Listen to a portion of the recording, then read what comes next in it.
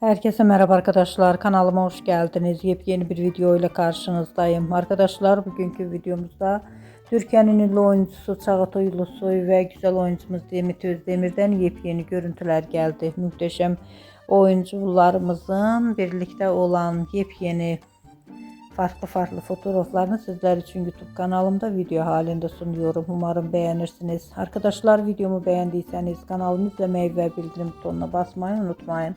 Şimdilik benden bu kadar olsun. Yeni videomuzda görüşmek üzere. Hoşça kalın.